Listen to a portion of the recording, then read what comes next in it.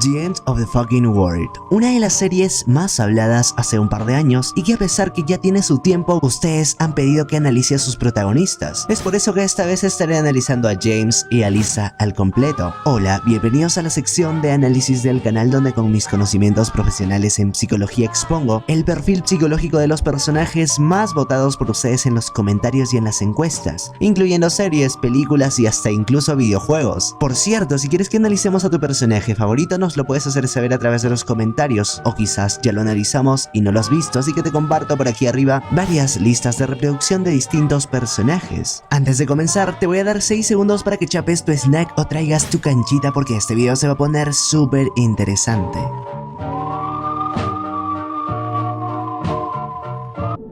¿Qué les parece si empezamos por James, quien en la primera temporada se describe a sí mismo como un psicópata? De hecho, la serie tampoco nos aclara el porqué de esto, y luego termina enamorándose de Alyssa, y de alguna manera tiene un cambio de personalidad. Antes de conocer a Alyssa, James era apático y aislado de sus compañeros, sin querer tomar relaciones o conocer a nadie más. En las primeras etapas de su relación con Alyssa, incluso consideró matarla. Él no invierte en su relación y tampoco parece preocuparse por ella. Rara vez muestra interés en los avances de Alyssa. Sorprendentemente, sin embargo, quiere verse más genial de lo que es, como se ve cuando miente sobre hacer toneladas de sexo oral. Después de huir con Alyssa, James aparentemente cambia de personalidad, se vuelve más libre de espíritu y comienza a sentirse más cómodo siendo vulnerable alrededor de Alyssa. Y por fin acepta sus sentimientos y comienza a preocuparse por ella. También muestra momentos de gran valentía,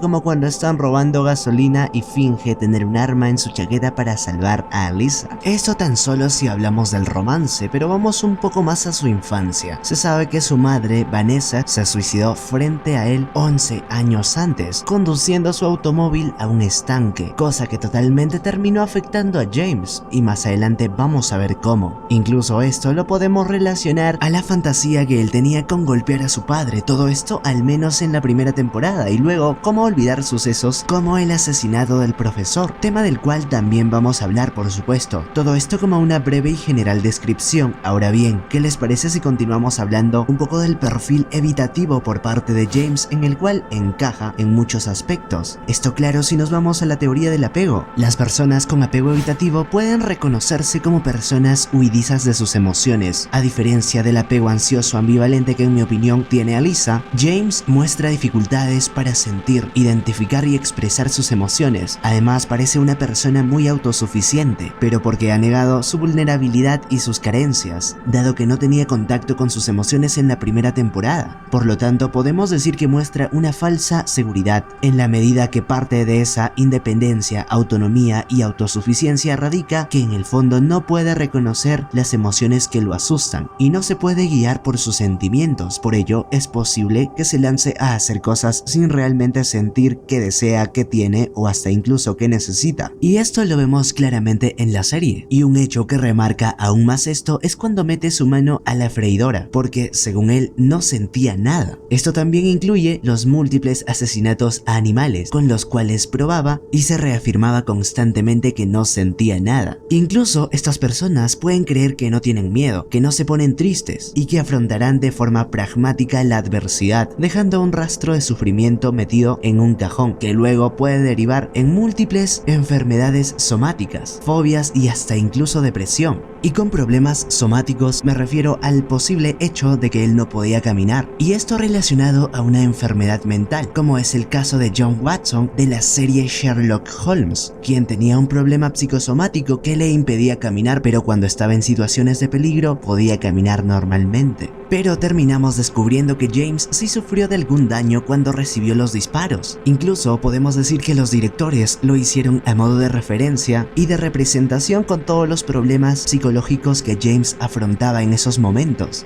Además, estas personas tienden a minimizar la importancia de las relaciones con los demás y sus pérdidas, cosa que James muestra en un primer momento, dado que a él no le importaban las relaciones que tenía con las personas que lo rodeaban, incluyendo a su padre, a sus compañeros de clase y a Alyssa. Y si aún te preguntas, ¿James es un psicópata? Bueno, la verdad es que no encaja en un perfil antisocial, me refiero al trastorno antisocial de la personalidad para que se pueda considerar un psicópata. Y para ponerlo más claro voy a dejar los síntomas. Las personas con un trastorno antisocial tienden a ser hostiles, hostigan a los demás, carecen de empatía y de remordimiento, y manipulan a las personas para su propia conveniencia. Todo esto a modo muy general, claro, y la verdad sí, en un primer momento mostraba muchos de estos síntomas y características, pero de forma leve, digámoslo así. Y en la serie hay un suceso que marca claro que él no es un psicópata, me refiero al hecho de asesinar al profesor, donde claramente, luego de hacerlo, su fisiología termina delatando que tan solo es un niño asustado sin saber qué hacer, y no muestra esa frialdad propia de un psicópata. Ahora tenemos que ir al hecho que en mi opinión terminó marcando la personalidad de James, y es el suicidio de su madre, y para ello tenemos que volver a la teoría del apego, ya que la madre es una figura muy importante. El apego es el vínculo que se crea entre el bebé y los cuidadores, que incluyen a la madre, quien es la que se implica más en este proceso. Esto se hace para garantizar la supervivencia del bebé y genera una forma de relacionarse íntimamente a lo largo de la vida. Este vínculo satisface las necesidades más básicas del bebé, y este proceso se alarga a través de toda la niñez, dado que aún los niños son dependientes y no podrían vivir sin un cuidador. Este vínculo está cargado de emociones y una relación principalmente de seguridad frente al peligro. Y aquí voy a suponer algo sobre James, y es que bajo mi percepción considero que su madre era la que pasaba más tiempo con él, y al suicidarse delante de él, el niño puede asumir muchas cosas, empezando por sentirse engañado, no sentirse suficiente y empezando a crear múltiples inseguridades y carencias. Incluso pueden asumir que es su culpa el que su cuidador ya no esté más. Algunas de las consecuencias pueden incluir sentimientos negativos, ya que el niño se siente menospreciado o hasta incluso solitario, ya que no recibe la dosis de afecto y cariño proporcionada anteriormente. También tenemos el mal comportamiento, y pueden tener mal humor constantemente. Quizá una de las consecuencias más resaltantes en el caso de James es el escaso desarrollo de relaciones sociales, quien muestra dificultades para conectar con los demás. Incluso esto puede desarrollar dependencia hacia quienes estén allí para ellos, como es el caso de Alyssa, y que luego de perderlo todo, y con esto me refiero a la muerte de su padre, termina regresando por ella. Pero eso no es todo, sino que en su niñez, luego de la muerte de su madre, quizá tuvo que renunciar a sus emociones, es decir, desconectarse emocionalmente, para no ser rechazado como pasó con su primer cuidador. En este caso me refiero a su padre, ya que James, por lo que vimos en la serie, en ningún momento se muestra emocional con él, a menos que ocurran sucesos fuertes. ¿Y por qué digo esto? Bueno, el niño asume que tiene que dejar de mostrar y expresar sus emociones para ser aceptado por su cuidador y que éste no lo abandone, como fue el caso de su madre. Y en la medida que el niño hace esto, deja de sentir estas emociones. Esto nos dejaría al James que terminamos conociendo en la primera temporada. Y como dije, con esto, estas personas pueden ser más susceptibles a caer en la dependencia emocional,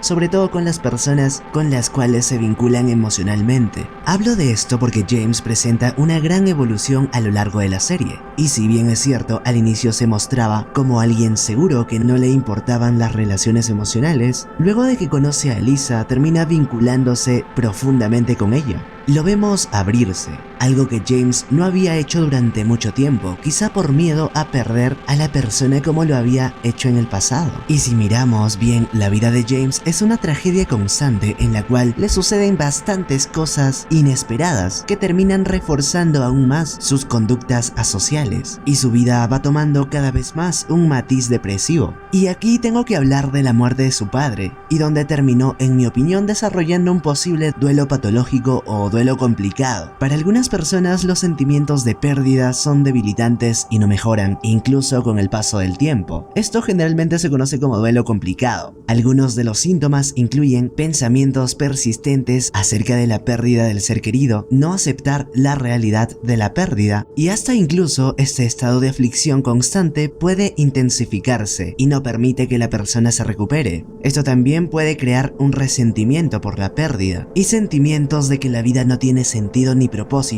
y hasta incluso ideas suicidas. En el caso de James podemos observar cómo descuida toda su vida de antes luego de la pérdida de su padre y termina viviendo en su coche, consumiendo alcohol y totalmente desalineado. Incluso podemos decir que desarrolla una incapacidad para disfrutar la vida o para recordar experiencias positivas. Por ello, incluso aseguro que termina buscando a Alyssa, como ocurre en la serie, para buscar esa afirmación que tanto le hacía falta y que ahora sí es capaz de reconocer y expresar sus emociones después de pasar por tanto dolor. En conclusión, y sin duda, James es uno de los personajes más complejos en personalidad y en cuanto a sucesos traumáticos, que ha tenido una gran evolución a lo largo de las 3 temporadas de The End of the Fucking World, y que probablemente ha desarrollado múltiples carencias emocionales a raíz de su tan complicada infancia, pero que finalmente es capaz de reconocer sus emociones.